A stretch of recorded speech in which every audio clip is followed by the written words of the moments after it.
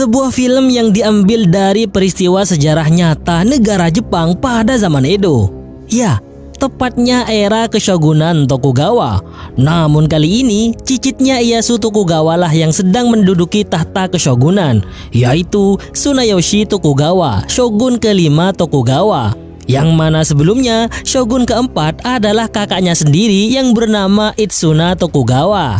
Nah, mereka berdua adalah anak dari shogun ketiga, yaitu Iemitsu Tokugawa, yang tak lain adalah anak dari shogun kedua bernama Hidetada Tokugawa, yang merupakan shogun generasi kedua menggantikan sang ayah, Ieyasu Tokugawa. Dalam film ini diawali dengan sebuah narasi yang menggambarkan betapa mengerikannya era ini karena banyak bermunculan penyihir dan juga iblis, bahkan ada juga siluman. Pemerintahan Jepang era Tokugawa memang terkenal dengan sistem feudalisme yang sudah diatur dengan sangat rapi mulai dari era Ieyasu Tokugawa, mbah buyutnya Tsunayoshi, sehingga nggak ada yang berani macam-macam dengan shogun Tokugawa. Semua warga Jepang mulai dari kalangan bawah sampai para daimyo sangat hormat sekaligus takut kepadanya. Nah, setiap daimyo di berbagai wilayah di Jepang pasti mempunyai pengawal atau bawahan yang melayaninya, yang masyhur dikenal dengan samurai, dengan segala kehormatannya dalam menjaga nama besar tuan dan wilayahnya.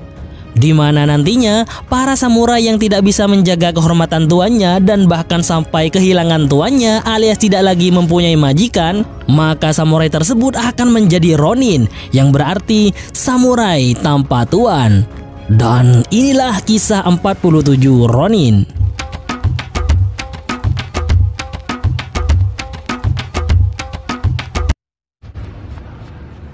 Kisah ini akan diawali dengan seorang anak yang berlari tunggang langgang dengan wajah ketakutan.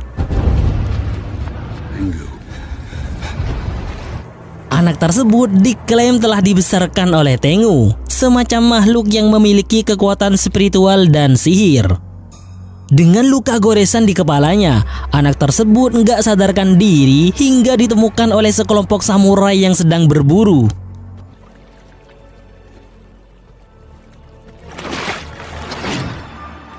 Ini adalah Oishi, Kuranosuke Oishi, seorang samurai yang melayani klan Asano. Oishi. Dan inilah Naganori Asano, seorang daimyo di sebuah wilayah bernama Ako. Di saat Oishi hendak membunuhnya, beliau malah melihat sesuatu yang tidak biasa dari anak itu hingga akhirnya Tuan Asano berniat untuk merawatnya.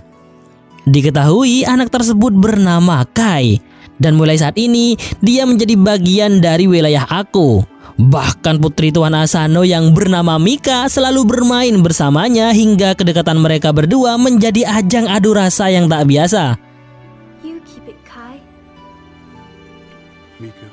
Kebaikan Tuan Asano dan Mika akan selalu Kai ingat dan berjanji untuk membalas semua yang telah Tuan Asano berikan kepadanya, apapun taruhannya.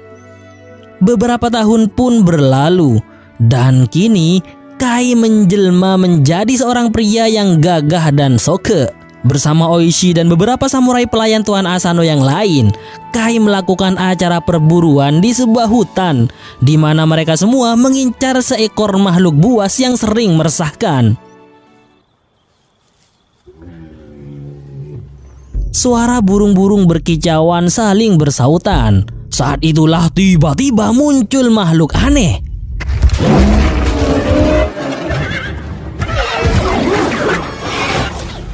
Perburuan pun semakin sengit karena makhluk tersebut semakin mengganas.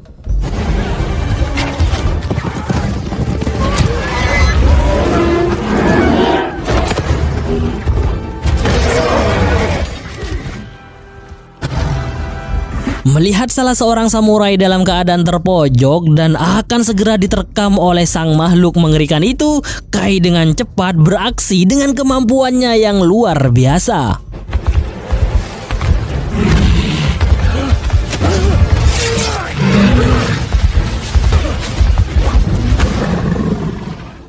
Setelah semua yang terjadi, bukannya berterima kasih, samurai yang telah diselamatkan oleh Kai malah mengejeknya karena nggak terima harus diselamatkan oleh orang nggak jelas seperti Kai yang oleh para samurai pelayan Tuan Asano dipanggil dengan makhluk campuran.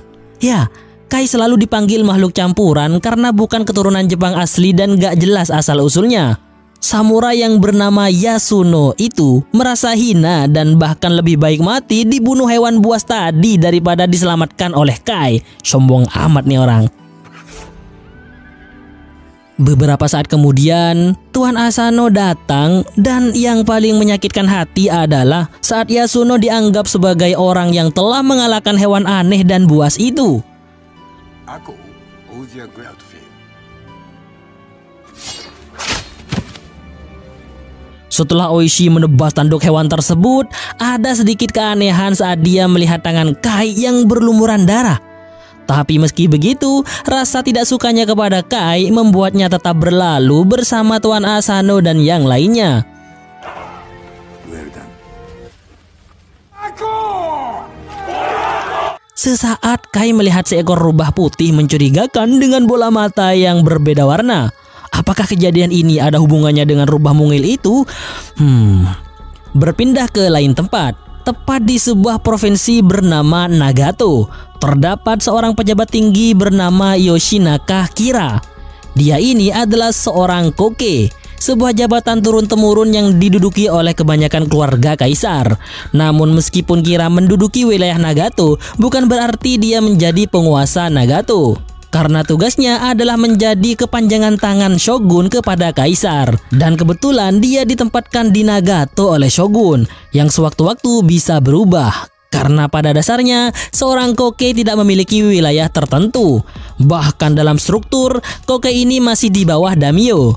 Oleh karena itu, Kira menjadi sangat terobsesi untuk menjadi penguasa wilayah Ako yang saat ini dikuasai oleh daimyo bernama Naganori Asano.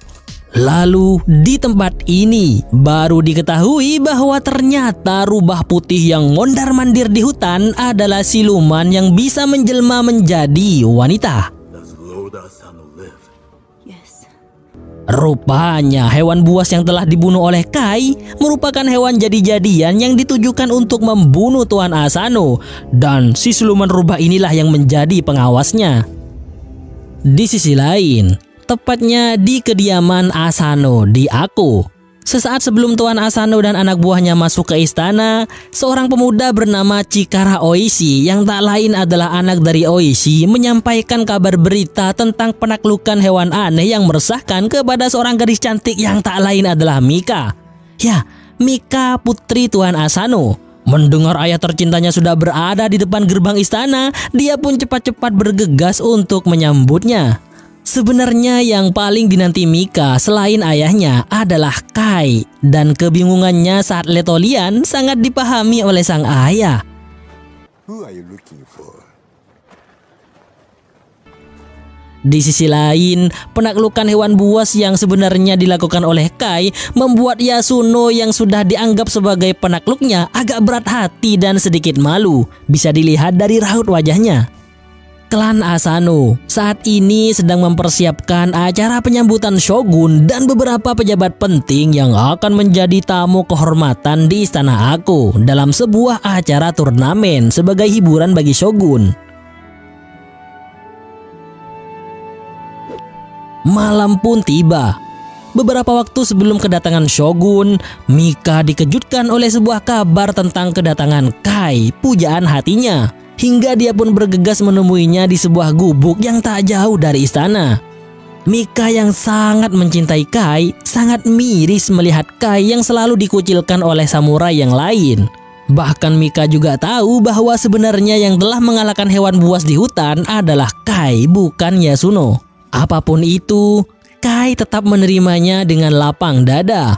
Bahkan meskipun dia juga sangat mencintai Mika, Kai yang tahu diri juga harus menekan dalam-dalam rasa cinta itu.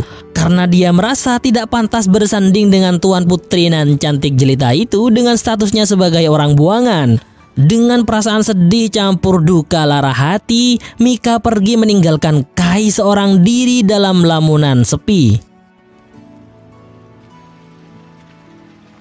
Beberapa waktu kemudian, rombongan Shogun tiba di istana Ako.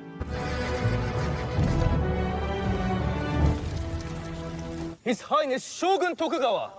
Inilah Shogun kelima Tokugawa, penguasa seluruh Jepang, Tsunayoshi Tokugawa. Di sela-sela acara penyambutan, Kai tanpa sengaja melihat seorang wanita mencurigakan yang tak lain adalah siluman rubah berada di antara rombongan Shogun. Melihat mata yang sama dengan yang sebelumnya dia lihat pada rubah putih di hutan, membuat Kai sesegera mungkin menyampaikan hal itu kepada kepala samurai klan Asano yang tak lain adalah Oishi. Ternyata apa yang disampaikan oleh Kai mengenai wanita siluman itu tak sedikit pun membuat Oishi percaya. Bahkan dia malah semakin mengejek Kai dengan perkataannya yang cukup nyengit menyesakkan dada. Hanya iblis yang bisa melihat siluman. Namun jika Kai bukan iblis, maka dia hanyalah seseorang yang sedang tersihir oleh wanita cantik. Keesokan harinya, rombongan dari provinsi Nagato juga telah tiba di istana Ako. Ya, dia tak lain adalah Kira, Yoshinaka Kira. May I ask that your daughters? Mengetahui Tuan Asano memiliki putri cantik membuat Kira menunjukkan skill fuckboy-nya untuk mendekati sang putri. Forgive me, my lady. She's my daughter. Suasana meriah dalam acara pembukaan turnamen membuat Shogun cukup terkesima, di mana dari sisi Kira sudah mempersiapkan seorang samurai bertubuh tinggi untuk bertarung. Sementara di sisi Asano akan mengandalkan Yasuno yang dianggap cukup kuat setelah mengalahkan hewan buas tempo hari lalu. Namun ternyata ada sesuatu yang terjadi kepadanya hingga dia tidak bisa bertarung. Yasuno. If we have no fighter. Genderang sudah mulai didendangkan, pertanda pertandingan harus segera dimulai. Sementara petarung dari Asano belum juga menunjukkan diri. Rupanya ini semua merupakan perbuatan Kira untuk mempermalukan Asano di hadapan Shogun. Lalu kekecewaan Shogun yang hampir mengakhiri turnamen ini membuat Kai mau nggak mau harus menggantikan Yasuno demi mempertahankan harkat dan martabat klan Asano, meskipun sangat beresiko. Karena yang boleh bertarung haruslah seorang samurai, sementara Kai bukanlah seorang samurai.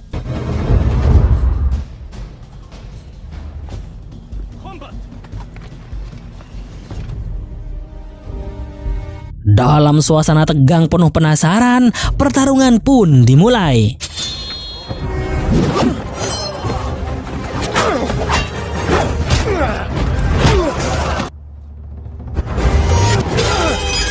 Ternyata pedang Kai patah, hingga pukulan lawan membuat topengnya terhempas. Semua orang terkejut dengan penampakan wajah asing di hadapannya. Dengan penuh kecewa, Shogun menghentikan pertarungan. Stop! Lalu Shogun menghampiri Kai dan mengatakan, You are not a samurai. Kill it.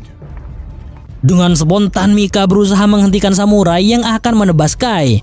Hal itu terpaksa membuat Tuan Asano memohon ampun dari Shogun dengan penuh rasa malu.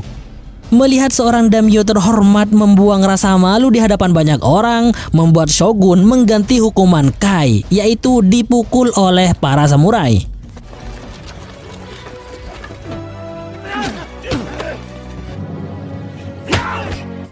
Kejadian itu membuat Tuan Asano sangat marah terhadap Kai sekaligus putrinya karena telah melakukan hal yang mempermalukan dirinya di hadapan Shogun.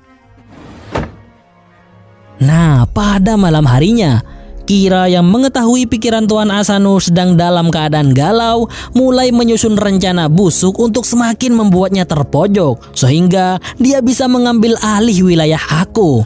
Rencana tersebut akan dengan sangat mudah dilakukan oleh siluman yang menjadi pelayannya ini.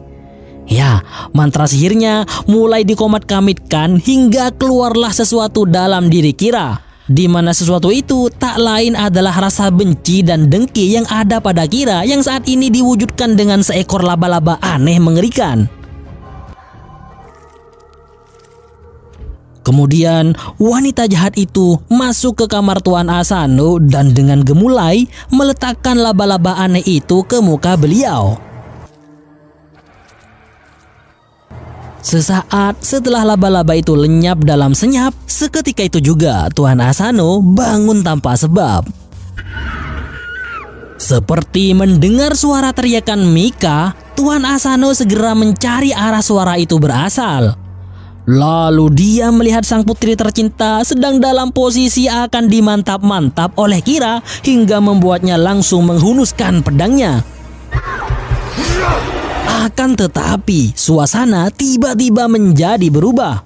Ternyata itu adalah kamar tamu yang ditempati oleh Kira dan Tuan Asano sedang dalam keadaan tidak sadarkan diri. Untung saja para samurai penjaga segera datang untuk menghentikan Tuan Asano yang akan menusuk Kira. Lalu sesaat setelah Mika datang, mata Tuan Asano yang asalnya putih seperti klan Hyuga kini kembali normal.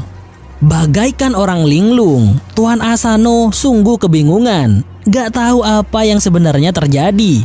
Tak lama kemudian, Shogun yang mendengar ada keributan keluar dari ruang peristirahatannya dan akhirnya mengetahui alurnya bahwa Tuan Asano mencoba melakukan pembunuhan kepada Kira yang sedang tertidur. Akhirnya, pada keesokan harinya, Shogun memutuskan untuk menghukum mati Tuan Asano karena telah menyerang tamu tak bersenjata sekaligus telah membuat malu klannya sendiri. Namun, karena Tuan Asano merupakan salah satu daimyo yang disukai oleh Shogun disebabkan dedikasinya yang sangat tinggi dalam menjaga stabilitas keshogunan, maka Shogun memberinya sebuah kehormatan sekaligus menambal nama baik wilayahnya, yaitu melakukan seppuku, agar nama Asano tetap dianggap terhormat daripada digantung layaknya penjahat. Akhirnya nggak ada pilihan lain, hanya seppuku yang bisa dan memang harus dilakukan oleh Tuan Asano. Oishi yang sangat tidak percaya dengan apa yang telah terjadi sangat menolak keputusan Shogun karena menurutnya Tuan Asano sedang dalam keadaan tersihir. Tapi ya mau gimana lagi? Di akhir pertemuannya dengan Oishi, Tuan Asano menunjuknya untuk menjadi penggantinya yang mengharuskannya melindungi Mika beserta seluruh wilayah Haku. Keesokan harinya, dalam suasana haru dan sedih, Tuan Asano bersiap dengan kimono putih untuk mendatangi tempat seppukunya, walaupun tangisan sang putri tercinta terus mengiringinya.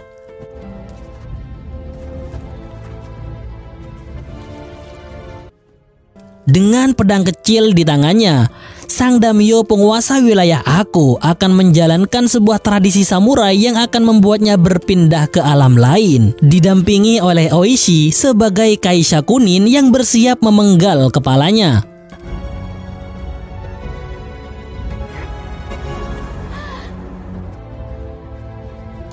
Kematian Tuan Asano membuat para samurai Tuan Asano marah serta tidak terima hingga membuat mereka gelia untuk segera membalas dendam kepada Kira yang menjadi pemicu semua kejadian ini.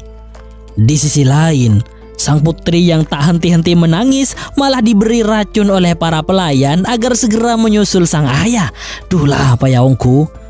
Untung saja Mika masih berpikir jernih dan tetap optimis akan kebangkitan aku. Dan yang paling merasakan kehilangan sekaligus paling merasa bersalah adalah Kai yang telah melakukan tindakan yang dianggap menjadi pemicu semua kejadian ini. Beberapa waktu kemudian, Shogun bersama dengan Kira dan rombongan tiba. Di mana saat itu Mika bersama para samurainya meminta kepada Shogun agar diizinkan menjadi penerus Tuan Asano untuk menjalankan pemerintahan di wilayah Aku sampai Mika menikah nanti. Akan tetapi Shogun malah mempunyai keputusan lain, yang mana keputusan tersebut merupakan sebuah pertimbangan matang demi keberlangsungan pemerintahan wilayah Tokugawa, yaitu menikahkan Mika dengan Kira dengan tujuan agar tidak terjadi permusuhan di antara dua kubu. Dan pernikahan itu akan dilangsungkan tahun depan karena Shogun memberi waktu kepada klan Asano untuk berkabung atau berduka cita selama 1 tahun. Mirisnya lagi, Kira akan tetap menjadi tamu kehormatan di aku sampai hari pernikahan itu tiba. Bahkan yang sangat memprihatinkan adalah Shogun melarang para samurai Tuan Asano untuk membalas dendam atas kematian tuan mereka. Karena Shogun tahu para samurai yang setia itu menganggap Kira sebagai alasan kematian Tuan Asano. Sehingga Shogun mempertegas kepada mereka bahwa sekarang mereka berstatus Ronin atau samurai yang tak memiliki tuan. Ya, ini adalah penyerahan wilayah aku kepada Kira secara sepihak oleh Shogun yang membuat para Ronin ini semakin geram dengan Kira. Karena saat mulai detik ini juga, para mantan samurai ini diasingkan oleh Kira dari wilayah aku. Jika masih ada yang berkeliaran di wilayah ini, tidak akan segan-segan untuk dilenyapkan. Bahkan Kira memerintahkan anak buahnya untuk membuang Oishi ke sebuah lubang agar mentalnya hancur. Lalu Kira juga mengejutkan Mika dengan memunculkan Kai yang akan segera dimutasi ke suatu tempat yang jauh agar tidak lagi mengganggu proses pernikahannya dengan Mika.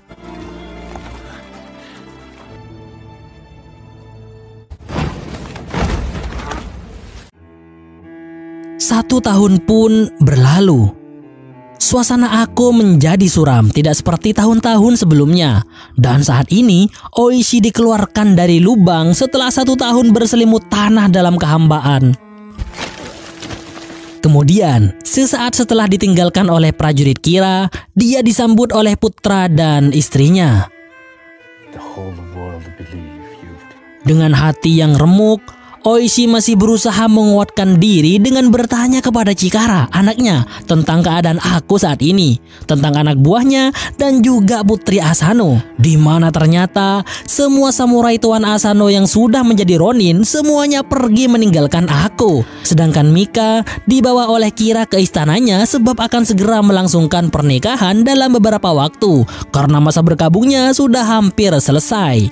Mendengar hal itu, Oishi malah menanyakan Kai kepada anaknya, di mana ternyata Kai dijual sebagai budak ke sebuah pulau yang berisi orang-orang Belanda. Akhirnya Oishi memutuskan untuk menjemput Kai, meninggalkan istri tercinta untuk sementara demi tujuan yang mulia.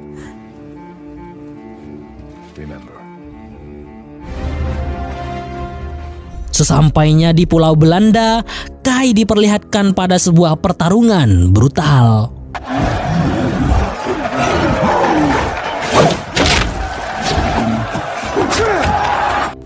Setelah pertarungan itu selesai, Oishi perlahan memasuki arena pertarungan, yang mana lawannya tak lain adalah Kai. Ya, Kai yang dia kenal sekarang menjadi seperti mesin pembunuh dengan tatapan kosong.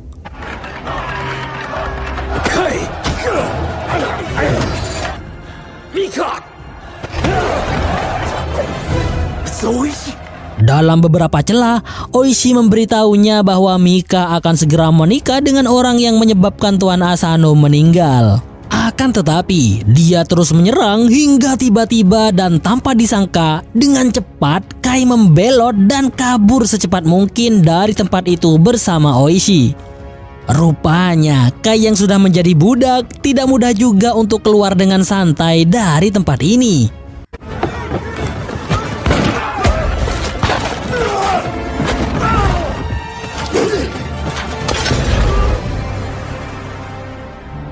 Dan akhirnya mereka berdua berhasil keluar dari pulau Belanda. Lalu tanpa banyak pembukaan, Oishi langsung mengajak Kai untuk ikut bersamanya, sekaligus meminta maaf karena telah memperlakukan Kai dengan buruk sebelumnya, sehingga tidak pernah mempercayai apa yang Kai katakan. Dengan jiwa besarnya, Kai akhirnya menerima ajakan Oishi, dan berangkatlah mereka menuju para Ronin yang sedang berkumpul di suatu tempat. Lalu, Mauido Hasanah penyemangat dari Oishi membakar jiwa para Ronin yang bertekad kuat untuk menunjukkan kesetiaan pada tuan mereka dengan membalas dendam kepada Kira, meskipun hal tersebut menentang perintah Shogun. Beberapa waktu setelah rancangan penyerangan istana Kira selesai, mereka terbagi menjadi dua kelompok, di mana salah satunya akan merekrut samurai sebanyak-banyaknya. Sementara yang satunya akan dipimpin sendiri oleh Oishi untuk mencari pedang yang akan digunakan oleh mereka dalam penyerangan. Karena saat ini banyak dari mereka yang tidak memiliki pedang. Dan satu tugas penting lagi yang akan diberikan kepada seseorang bernama Isogai, yang mana tugasnya adalah melakukan pengintaian di sebuah rumah bordil yang akan menjadi akses jalan Kira menuju kuil yang biasa dia kunjungi untuk melakukan sebuah ritual. Kemudian sebelum berangkat, perasaan tidak senang Yasuno kepada Kai masih saja tidak hilang, hingga terjadi sedikit ketegangan sebelum akhirnya dihentikan oleh Oishi.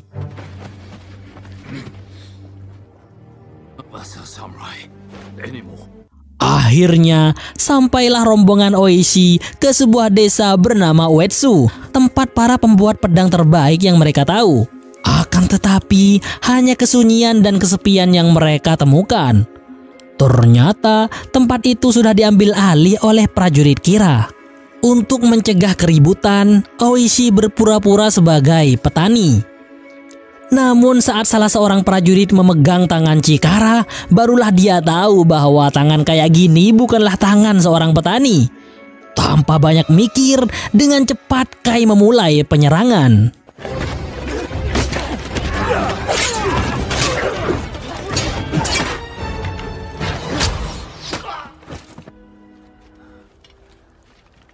We'll need more. Hujan yang turun cukup lebat membuat mereka berteduh di sebuah rumah kosong.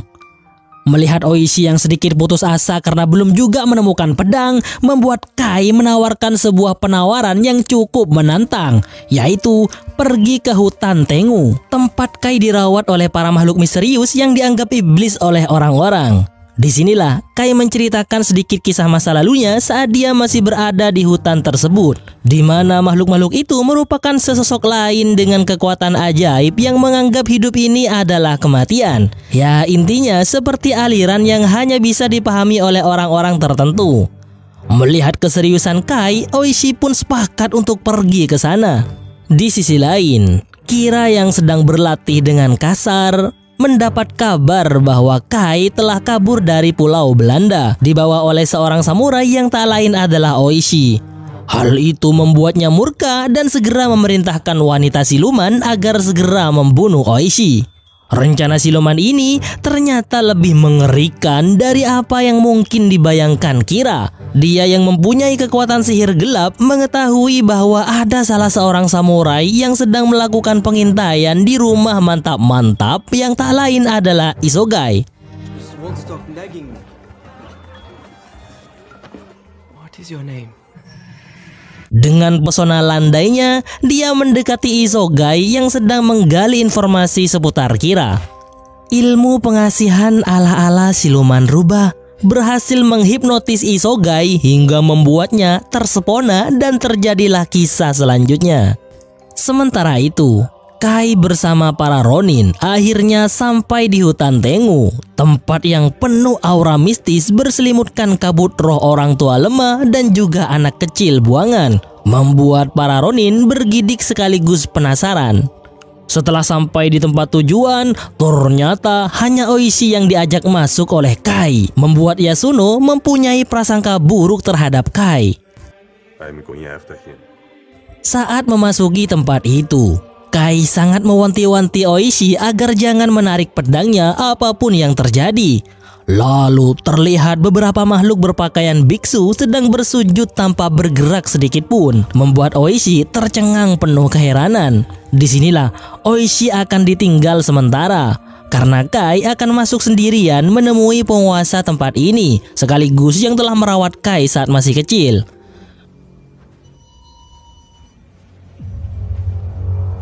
Kedatangan Kai yang bertujuan untuk meminta bantuan agar diberi pedang malah dengan enteng disuruh untuk mengambil pedang yang ada di hadapannya. Take the blade, Kai. Rupanya makhluk ini sudah tahu tujuan Kai dan para Ronin datang ke sini. Namun sebelum itu, dia ingin menguji tekad Kai dan Oishi karena sebelumnya banyak yang datang ke sini untuk mengambil pedang juga, tapi gagal karena tak kuat iman. Kali ini, apakah Kai dan Oishi akan bernasib sama seperti orang-orang sebelumnya atau malah berhasil? Kemudian, Kai diingatkan kembali tentang kisah masa lalunya agar dia kembali ke tempat ini dan melupakan dunia yang fana ini, di mana Kai terlahir dari sebuah cinta yang hanya berlalu satu malam dari seorang pria pelaut dari Inggris dan seorang gadis petani Jepang hingga saat Kai lahir. Dia lalu dibuang ke hutan ini agar mati sama seperti anak-anak lain yang tidak diinginkan oleh orang tuanya yang dibuang di tempat ini. Akan tetapi, Kai diselamatkan dan diasuh oleh makhluk aneh ini. Bahkan juga dilatih untuk menjadi kuat hingga pada akhirnya setelah Kai remaja dan menyadari bahwa di sini bukanlah tempatnya, dia memutuskan untuk kabur ke dunia luar. Nah, kali ini dengan tekad yang kuat untuk membantu klan Asano, Kai memberanikan diri kembali ke sini meskipun dengan resiko yang cukup tinggi.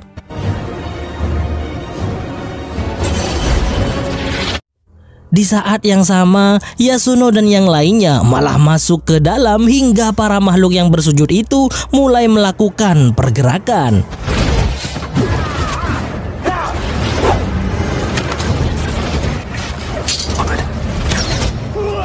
Oishi sangat kebingungan. Dilema sedang melandanya, tapi dia tetap harus menahan diri untuk tidak menarik pedangnya seperti yang Kai peringatkan, meskipun anak buahnya dibantai habis-habisan oleh makhluk-makhluk itu.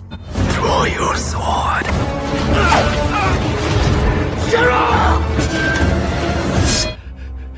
A gift. Untungnya di saat Kai berhasil mengambil pedang itu, secara ajaib Oishi juga berhasil dalam ujian ini dan seperti nggak terjadi apa-apa. Akhirnya pedang-pedang dari makhluk itu berhasil didapatkan dan sekarang mereka bersiap untuk aksi selanjutnya.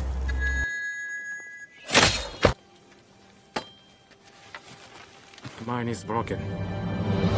Kemudian, tibalah Kai dan yang mengikutinya ke tempat para Ronin yang lain berada untuk membagikan pedang-pedang yang mereka peroleh. Bahkan, pedang Oishi yang sebelumnya diberikan kepada Ronin bernama Hazama tidak dia ambil lagi karena sudah ada pedang yang lebih mantap. Nah, di sini nih, Isogai yang sebelumnya tersihir oleh siluman rubah memberikan informasi bahwa Kira akan menuju kuil tempat dia biasa melakukan ritual malam ini. Yosh, tanpa banyak cincong lagi, Oishi langsung merapatkan barisan para mantan yang tersakiti, mantan samurai yang tersakiti untuk segera bersiap melakukan penyerangan ke kuil tempat Kira berada. Sesampainya di tujuan, dengan perlahan mereka mengendap-mengendap agar tidak ketahuan. Tak lama kemudian, Isogai tiba-tiba mual dan... Sorry.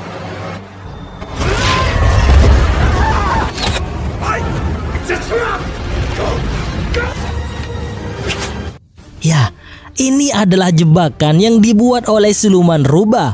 Mereka semua dibantai habis-habisan tanpa ampun.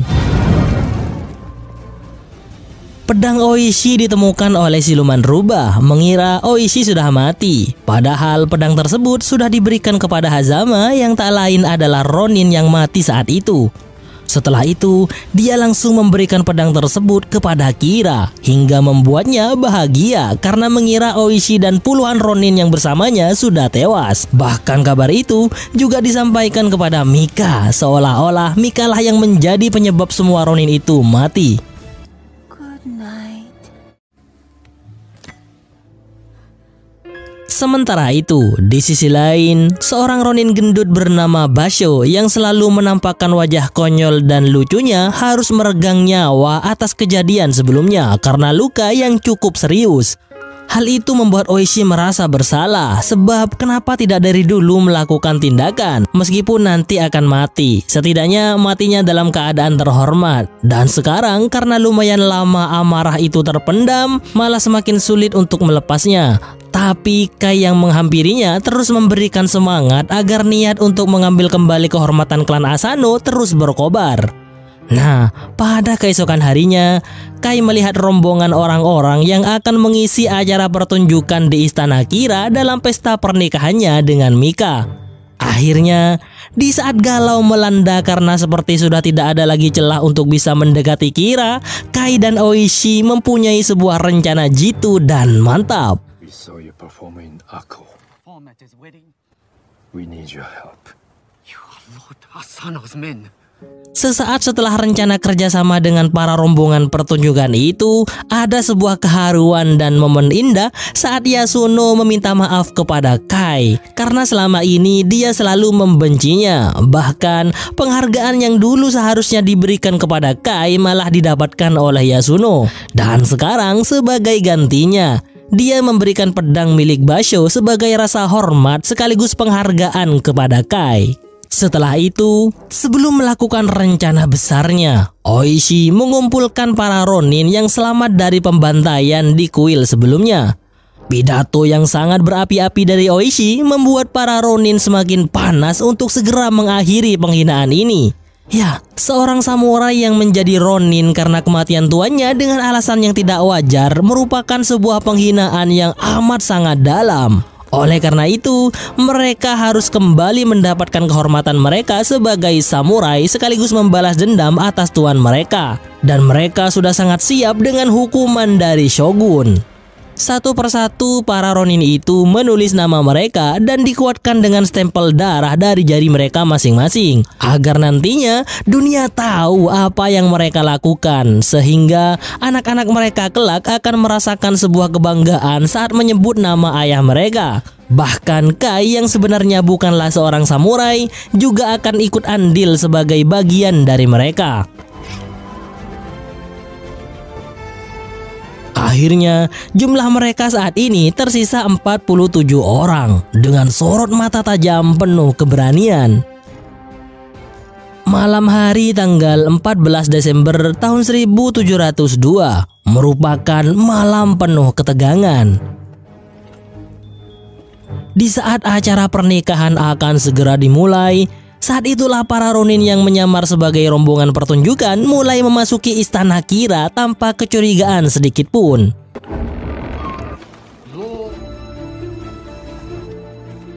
Lalu dengan rasa bahagia, Kira dan para pengikutnya menikmati acara pertunjukan yang sangat menarik.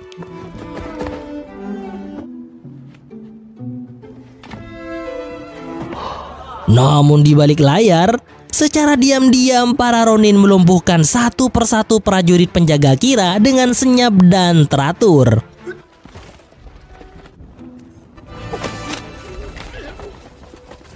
Oishi yang menjadi pemeran utama pertunjukan melakukannya dengan sangat baik hingga akhirnya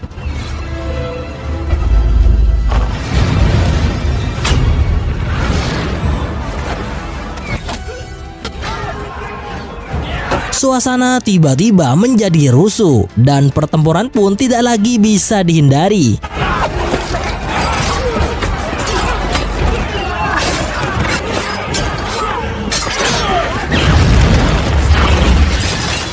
Mika yang tengah diajak lari bersama Kira melakukan penyerangan kepadanya agar bisa lari darinya.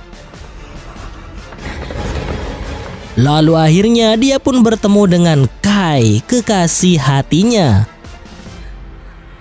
Semua Ronin bertarung dengan sekuat tenaga.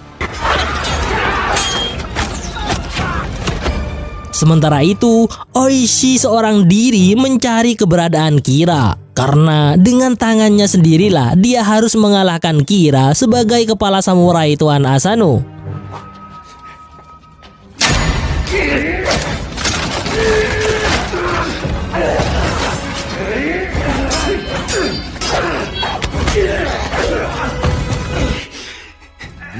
Dengan kebanggaan yang amat sangat dalam, Oishi berhasil mengalahkan Kira.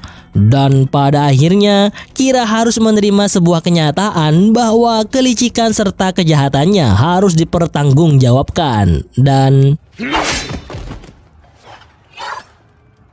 di saat yang sama, Kai masih harus menghadapi siluman rubah yang saat ini malah menjelma menjadi naga putih.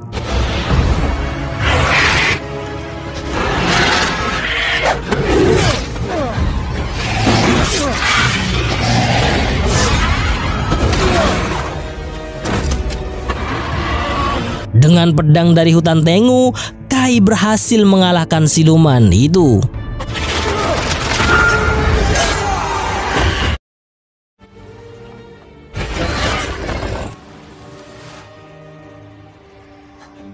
Pertempuran sengit yang masih berlangsung seketika berhenti tatkala Oishi muncul di hadapan mereka dengan kepala kira di tangannya, menandakan bahwa kemenangan berada di pihak para Ronin. Setelah pertempuran di malam harinya, esok hari Oishi, Kai dan Mika serta para Ronin lain meninggalkan istana Kira dengan iringan tunduk hormat dari prajurit Kira yang kalah, menandakan bahwa balas dendam yang dilakukan para Ronin atas nama kehormatan akan dianggap sebagai sebuah kehormatan meskipun bagi pihak musuh. Saat sampai di Ako, para penduduk menyambut mereka dengan rasa bangga karena merupakan sebuah kehormatan juga bagi mereka. Lalu dengan membawa kepala Kira, mereka berziarah ke makam Tuan Asano untuk memberi penghormatan terakhir kepadanya sebelum mereka dieksekusi oleh Shogun atas tindakan mereka. 2 bulan setelah kejadian itu, saat mereka berada di hadapan Shogun, Oishi meminta agar Shogun memberikan penghormatan kepada para Ronin ini karena telah menunjukkan kesetiaan kepada tuan mereka. Ya, Shogun Tsunayoshi memang selalu menekankan pentingnya arti kesetiaan di kalangan para samurainya, sehingga melihat perjuangan Oishi dan anak buahnya membuat beliau memuji mereka dan bahkan seharusnya nyawa mereka diampuni. Namun dari segi hukum, selain telah melanggar perintah Shogun, perbuatan para Ronin ini tetap merupakan kejahatan yang harus menerima hukuman mati layaknya penjahat biasa. Karena di sisi lain, Shogun Tsunayoshi juga merasa khawatir akan pecahnya pemberontakan akibat pemberian perlakuan khusus terhadap para Ronin dengan mengabaikan hukum yang ada. Keputusan terakhir dari Shogun adalah memerintahkan mereka semua mati dengan cara terhormat sebagai samurai yang penuh kehormatan, yaitu seppuku yang akan dilaksanakan esok harinya. Malam hari sebelum kematiannya, setelah ziarah ke makam Tuan Asano bersama Oishi, Kai menikmati waktu bersama Mika, menyalurkan perasaan yang amat sangat dalam sebagai 2 insan yang saling mencintai. Dunia ini hanyalah persiapan untuk dunia berikutnya. Kita hanya bisa meminta meninggalkannya dengan mencintai dan dicintai. Lalu Kai berharap bisa bertemu lagi dengan Mika di kehidupan berikutnya. Bahkan walau harus mencari di 1000 dunia dan 10.000 kehidupan sampai dia menemukan Mika kembali. Ya, ungkapan cinta yang gak bisa diencerkan oleh akal. Keesokan harinya, tepatnya pada tanggal 4 Februari tahun 1703, para Ronin bersiap dengan mengenakan kimono putih bersih.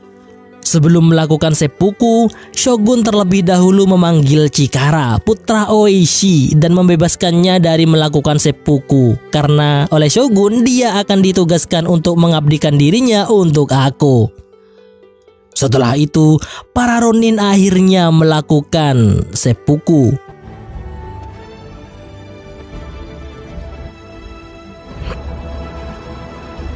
Diiringi dengan tangis sedih para kekasih, keluarga, dan seluruh Ako, bahkan sebagian penduduk Jepang yang mengapresiasi kesetiaan dan keberanian mereka.